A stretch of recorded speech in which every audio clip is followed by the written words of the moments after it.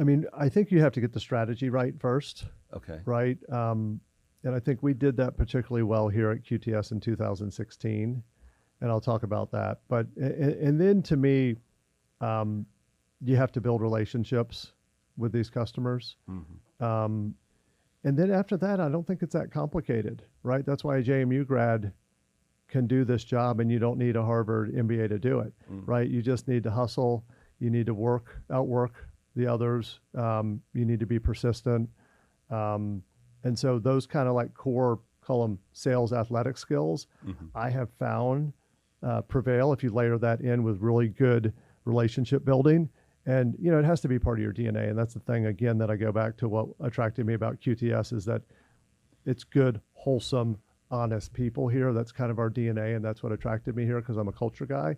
But if you mix the relationship stuff with kind of that sales athleticism on top of having the strategy nailed, then that's probably to me the biggest lesson learned throughout all of my career.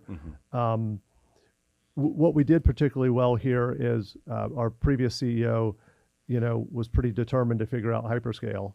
And, you know, part of that was, hey, let's create a dedicated hyperscale team. Let's strip away all these accounts that you were kind of, you know, living off of. Let's give you these 15 accounts cold because none of them were customers. Right. And that's the team that's going to go execute. We knew they were all talented salespeople. Let's go to the right regions. We were in the wrong regions. We were where the good real estate deals were. We weren't where the availability zones were. Right. So we just, you know, made the right decision to go get real estate where the availability zones were, which at the time were Phoenix, Hillsborough, and Ashburn. We needed to solve supply chain. We needed to solve a design, right? Like part of the challenge with those brownfield chip making plants or, you know, printing presses or Sears, Roebuck assets that we had converted into data centers is they had columns in all the wrong spots or they weren't the right size data halls, right? So we needed kind of a ubiquitous design, and we came up with that, the Freedom design. We need to get the economics right.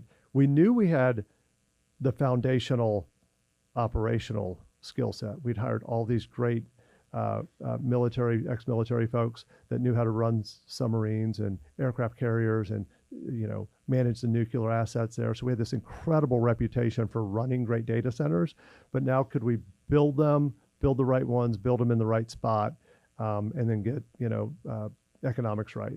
And that's really the strategy part of what propelled the hyperscale success here at QTS. And then all the sales athleticism in my view.